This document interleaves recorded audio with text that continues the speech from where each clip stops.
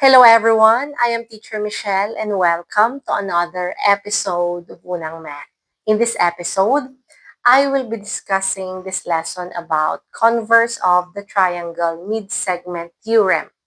This lesson is related in our previous episode about triangle Midsegment Theorem. Okay, let's take a look at this triangle. Let's name this triangle ABC. So we have triangle ABC. Okay, now, this segment AB, or this side of this triangle AB, if we will get the midpoint, then it would be this point. So let's name this point, point M. So point M is the midpoint of segment AB. So if this is the midpoint, then it means segment AM is equal to segment BM, or they are equal in length. Okay, now, if we are going to draw a straight line that's parallel to this segment BC, then that straight line would be this line. So this is parallel to segment BC. So segment MN, okay, let's name this point N. So we have segment MN is parallel to segment BC. Okay, after drawing this straight line that's parallel to segment BC, we now have two triangles, triangle AMN and triangle ABC. So triangle ABC and triangle AMN.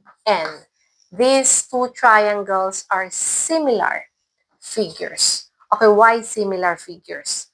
As you can see, this is a common angle. Okay, since these two lines are parallel lines, these corresponding angles then are equal in measures.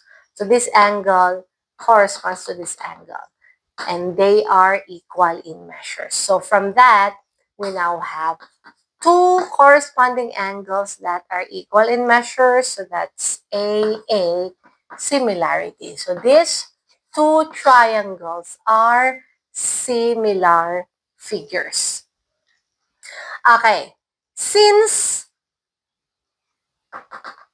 these two lines are parallel lines, then it means this point N is the midpoint of segment AC.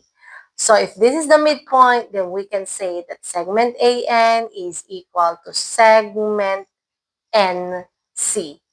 Okay, and from that, if this is a midpoint, this is a midpoint, then this line means is our mid-segment. So this mid-segment or segment MN is equal to half the measure of segment BC. Okay, let's give an example by answering this concept check question. In triangle ABC, we will let M be the midpoint of segment AB. The line through M parallel to BC meets segment AC at N. So we will find the value of X plus Y. So this is our figure. We have here triangle ABC. Okay, according to the question or problem, M is the midpoint of segment AB. The line through M parallel to BC. So this line is parallel to BC. Meets AC at point N. So this is point N. We will find the value of X plus Y.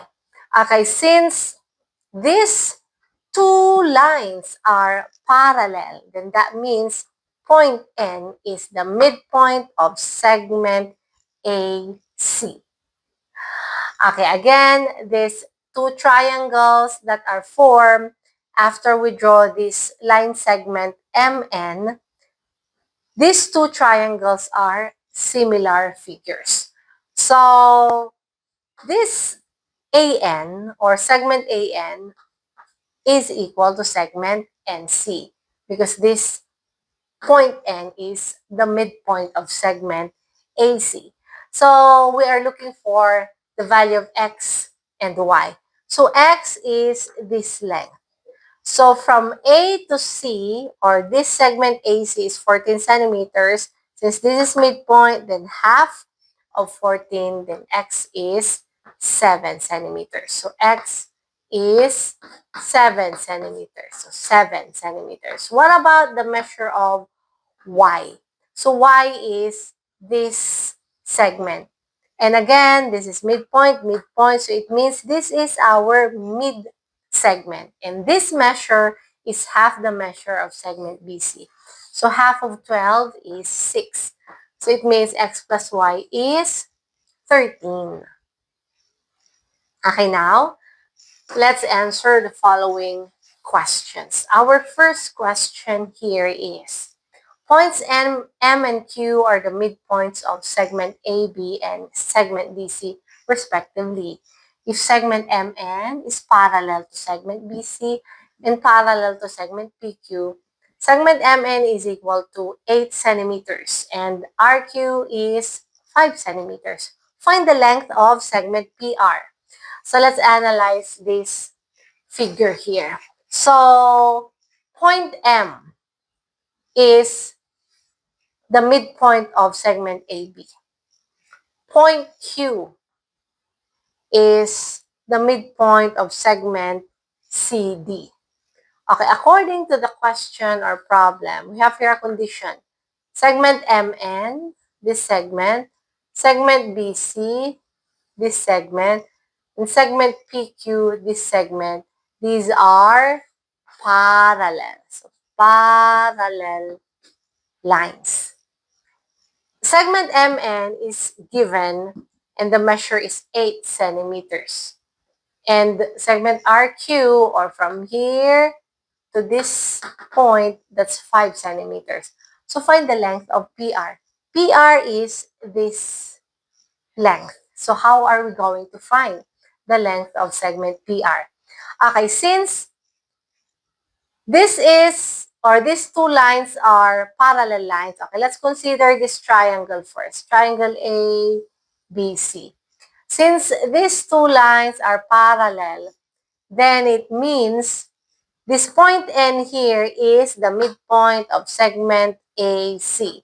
So the measure of segment AN is just equal to the measure of segment CN.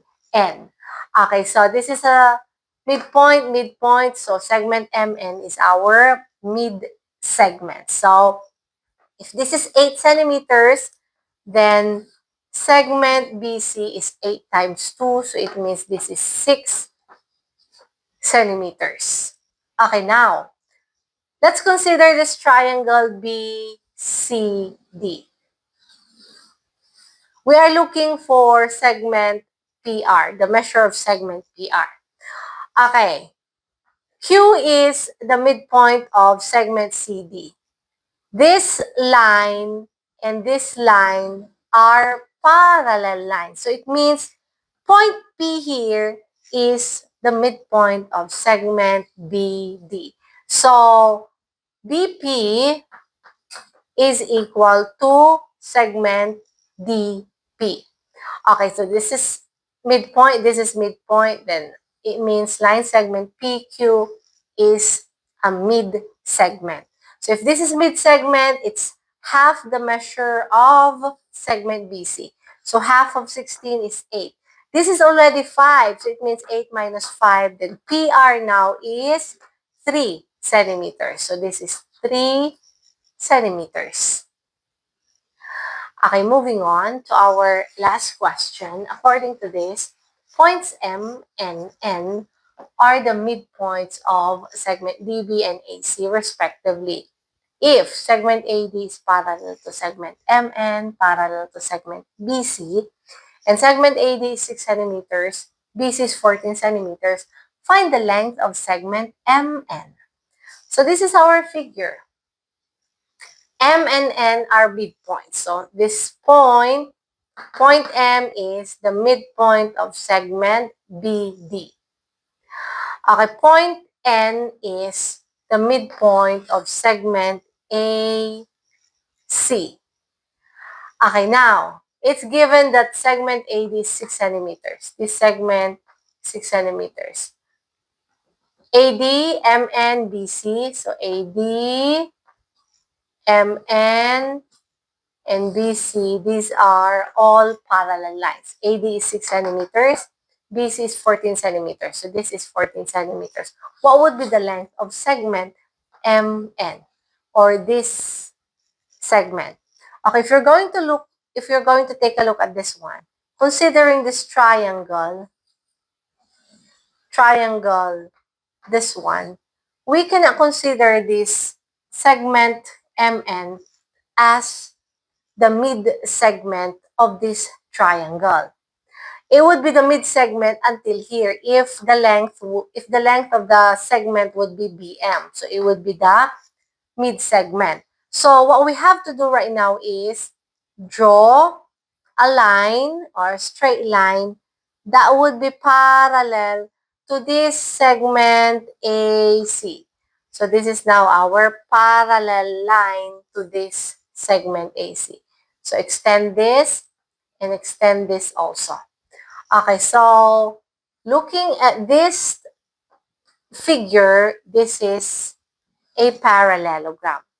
So if segment AD is 6 centimeters, then this is also 6 centimeters. Okay, let's name this point F. Okay, and this segment CF is also 6 centimeters. So equal in measure. Okay, now we are looking for the measure of segment MN. Okay, so it means this segment, considering this triangle now, this triangle, BFD, this segment BF is 14 plus 6, so that's going to be equal to 20 centimeters. Okay, and this point, let's say this is point E. Okay, this point E is the midpoint of this segment DF, since this line and this line are parallel lines. So this point is the midpoint of segment DF. So if we're going to consider this triangle, point M is a midpoint, E is a midpoint, then that means this line is mid-segment. So if this is mid-segment, it would be half the measure of this segment BF, which is 20 centimeters. So half of 20 is 10 centimeters. This is already 6. So 10 minus 6 centimeters, then it means segment MN is 4 centimeters. So MN is 4 centimeters.